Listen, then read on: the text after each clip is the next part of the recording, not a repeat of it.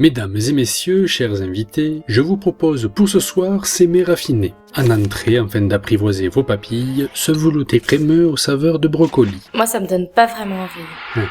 Ensuite, de quoi vous délecter avec ravissement, suprême de tofu et sa crème truffe et vin blanc. J'ai pas super faim en ce moment.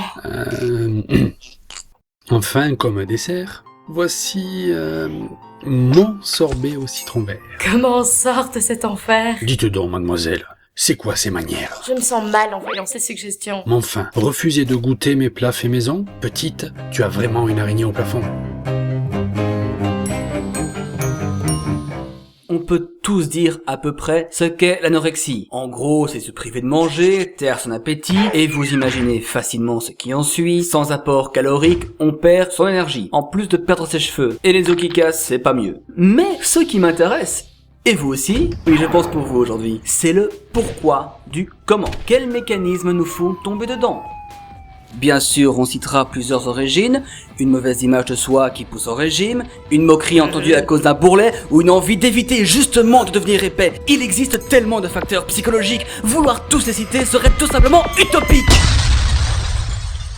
Car, disons-le, chacun réagit différemment aux stimuli de son environnement.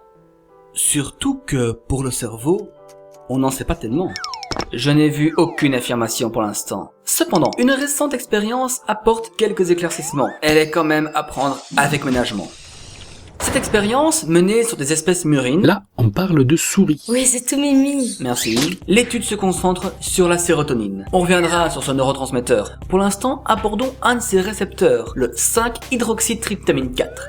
C'est une invocation de zombie? Presque. Une de ses fonctions est de réguler l'appétit. Tant qu'il est au repos, de nombreux plats nous font envie. Mais agité par la sérotonine, elle signale qu'on est assez nourri. Et là, le récepteur coupe drastiquement le dit appétit. Par contre, le 5-HT4 peut être stimulé aussi par de fortes émotions.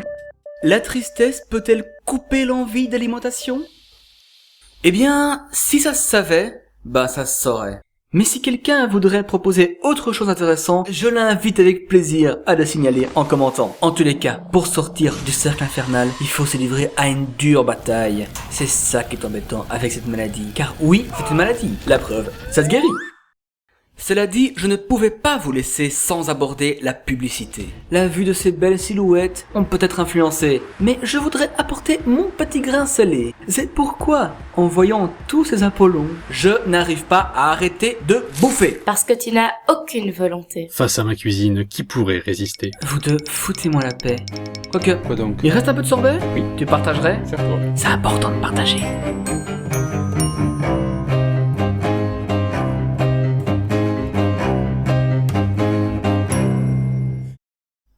Jusqu'ici, je n'avais jamais fait d'aparté, mais la situation l'a quelque peu imposé. Je prends donc un peu de temps pour adresser 2 remerciements. Tout d'abord, Végarou, la voix du cuisinier, qui traite de thèmes plein de curiosités, faisant des liens de façon peu commune sur sa chaîne à chaque pleine lune. Et puis, nul besoin de vous le présenter, la taupe à qui je dois 10 000 abonnés. Taupe 10. Je te l'avais déjà dit en privé, mais là, devant témoin, sois 10 000 fois remercié.